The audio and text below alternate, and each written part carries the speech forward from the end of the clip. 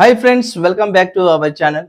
Friends, మనకు ప్రధానంగా తెలంగాణ రాష్ట్రంలో గ్రూప్ 1 రిజల్ట్స్ పైన, గ్రూప్ 2, గ్రూప్ 3 రిజల్ట్స్ పైన ఒక ప్రధానమైన అప్డేట్ అయితే రావడం జరిగింది.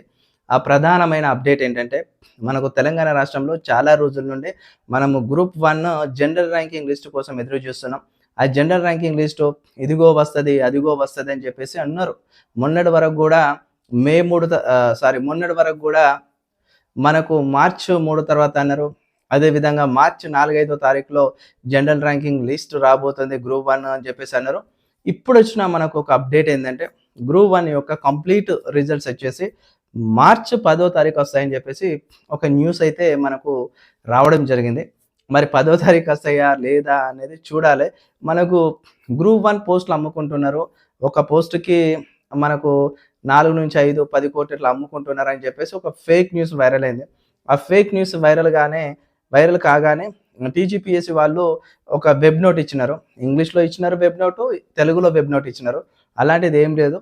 పక్కా మెరిట్ అభ్యర్థులకు అందరికీ న్యాయంగా మేము రిక్రూట్మెంట్‌లో వాళ్ళకు ఉద్యోగాలు ఇస్తాము. ఎలాంటి అవాస్తవమైన వార్తలు, ఫేక్ న్యూస్ నమ్మకండి. ఫేక్ న్యూస్ స్ప్రెడ్ చేసిన వారి మీద కఠిన చర్యలు తీసుకుంటాం.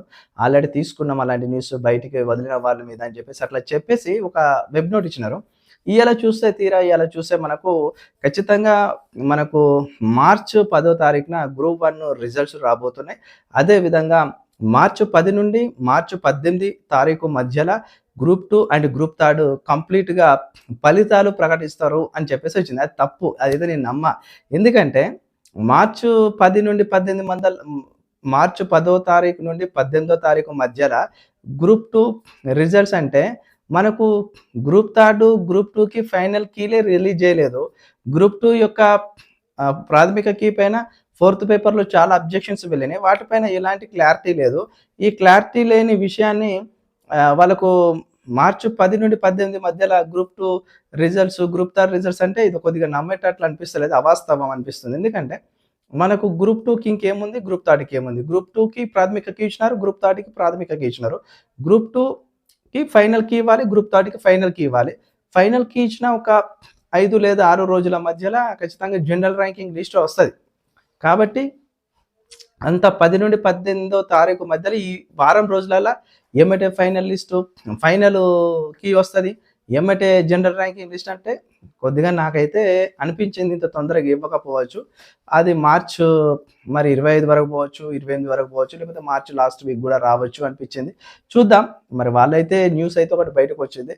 దాన్ని చూద్దాం. మరి రిజల్ట్ త్వరగా వస్తే అందరికీ బెనిఫిట్. ఎందుకంటే చాలామంది ప్రైవేట్ జాబులు చేసేటోళ్ళు కూడా ప్రైవేట్ జాబులు చేయకుండా ఎగ్జామ్ మంచిగా రాసినాం, రిజల్ట్ వస్తే తొందరగా గవర్నమెంట్ ఉద్యోగం సాధించవచ్చని చాలామంది ఆశతోనున్నారు.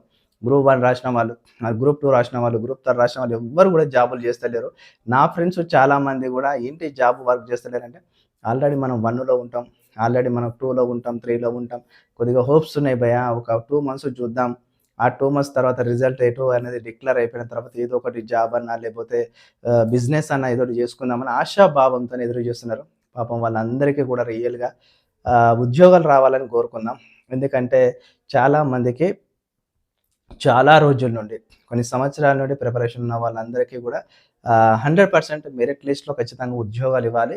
ఇక కొంతమంది అడుగుతున్నారు నన్నేమనంటే, ఇప్పుడున్న గ్రూప్ 1, గ్రూప్ 2, గ్రూప్ 3కి 42 బీసీ రిజర్వేషన్ వర్తిస్తదా? మరి అసెంబ్లీ సెషన్స్‌లో దాన్ని ఆమోదిస్తాం చట్టబద్ధత అంటున్నారు.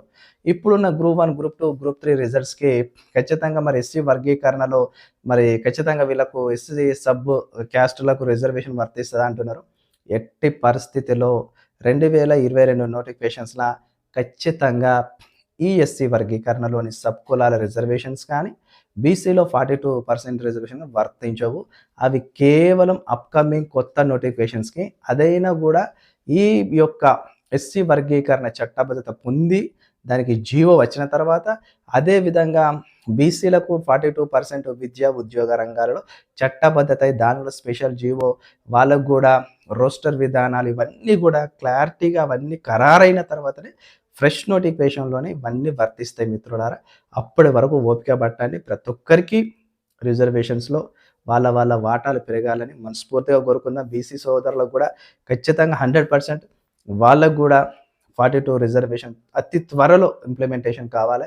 వాళ్ళది కూడా చట్టబద్ధత పొందాలి. వాళ్ళకు కూడా రోస్టర్ విధానం అతి త్వరలో ఇంప్లిమెంటేషన్ అవ్వాలి.